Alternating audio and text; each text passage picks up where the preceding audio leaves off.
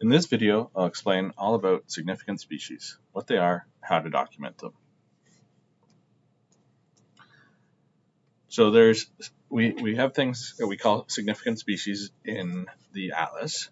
This is sort of a catch-all for a few different things. So there's a provincial and there's regional status for species as breeding species. These statuses are set centrally by the atlas. So the first option are things called provincially rare. That's that first symbol you see, we call that a dagger. Those are species that are very rare in the province and require documentation for all breeding records.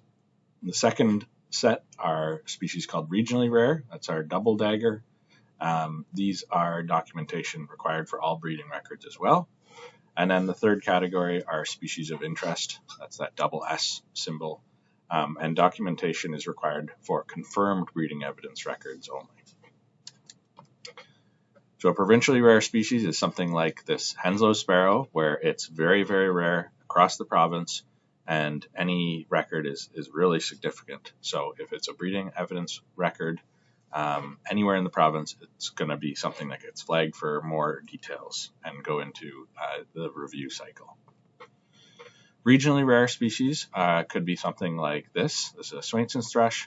It's very common in parts of central and northern Ontario, but in southwestern Ontario, it's a very rare breeder.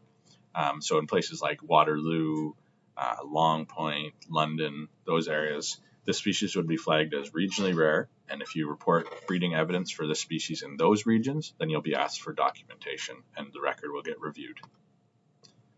The third category, species of interest, is sort of a catch-all. It includes colonial species like great blue heron, but it also includes other priority species and widespread species at risk. Things like eastern meadowlarks and bobolinks fall into this category.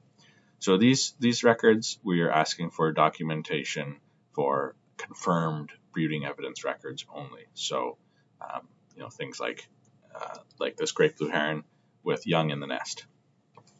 There's a few other reasons why a record may get flagged for review and details from you.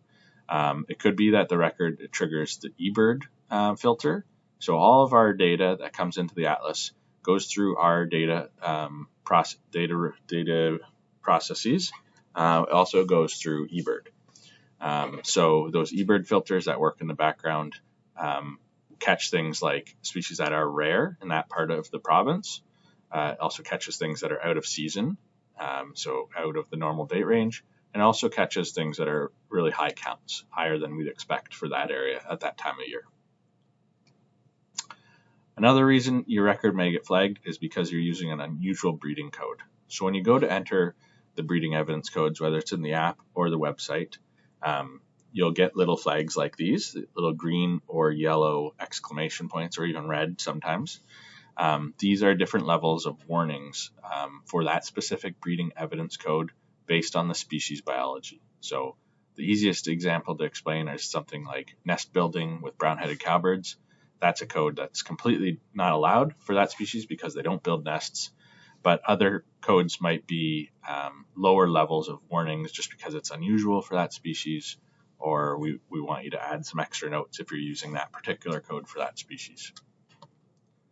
So why is it important that we document these significant species? Well, the first purpose is for us to be able to verify the records. So all the records that get flagged, when you get asked for extra information, those go through our review process. They get reviewed first by our regional coordinator team, and then they go on and get reviewed by our provincial review team. So that's our way of ensuring that these rare species, we can be very confident on those records.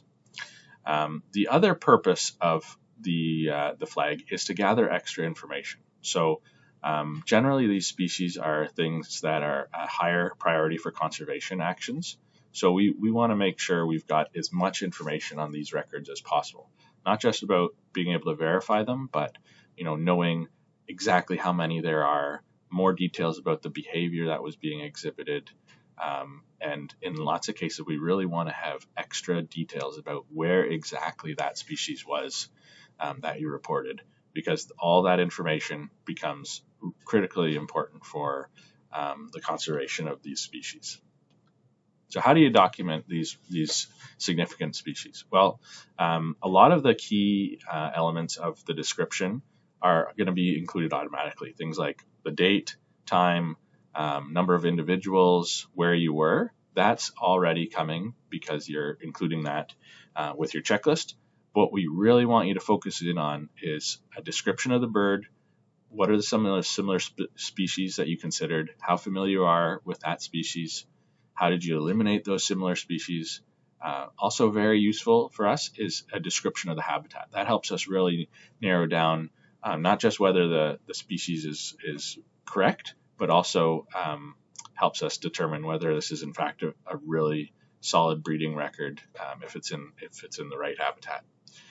Any other breeding behavior observed, other observers that were there. If you have photos, video, or audio, you can make a note in your comments that you have that, so we can contact you if we'd like to view them or listen to them. And of course, any other relevant information. And I've got here at the bottom, don't forget to pin the location. So this is something we really want for these significant species records. So I'll quick walk you through how to pin the exact location of these particular records. So if you're on a checklist on the Nature Counts website, you'll get a flag like this that you see up at the top for blue-winged teal. When you enter a significant record, it's going to tell you it's important and we want you to add extra information. On this screen here, if you wanted to add details, say for the Canada goose, you'd click the little Add Details button. That will take you to the Enter Details box for that species. The first box that pops up is the description box. So this is where you put that information we were asking for, things like the description of the bird, similar species, habitat, things like that. But what we want to do is also add pins. So click on the little coordinates tab, and that'll take you to the map. You can toggle between map view and satellite view by using the buttons in the top left. I like to use satellite view so I can be extra precise. And then zoom in your map to exactly where you saw that particular species, and you can start clicking to create pins. So you can add a pin for every individual of that species. When you add pins on the map, it'll add entries in the bottom right there with the latitude and longitude. It'll give you a space for the number of individuals at that pin and the breeding evidence observed at that particular pin. So please add those for all significant species records. If you're in the app, it's very easy, it's very similar. So you click on the species name, in this case red-tailed hawk. You'll get access to the details box where you can add your notes and the location option. So if we click that, we'll get to a map view. You want to zoom in, similar to web version, and drop a pin by tapping, and it'll be the same thing. It'll give you a spot to enter the number of individuals and the breeding evidence code. So just to recap, there's different information we're asking for depending on the flag. Basically for eBird flags, we want to know how you identified the species. Same with provincially and regionally rare. Especially we want you to eliminate similar species. For the provincially rare, regionally rare, and species of interest, we want you to also add the pins of the exact location. A detailed description is not required for species of interest, but it is good to, especially if it's a colonial species, to add information about the size and status of the colony. So significant species are really an exciting part about Atlas 3.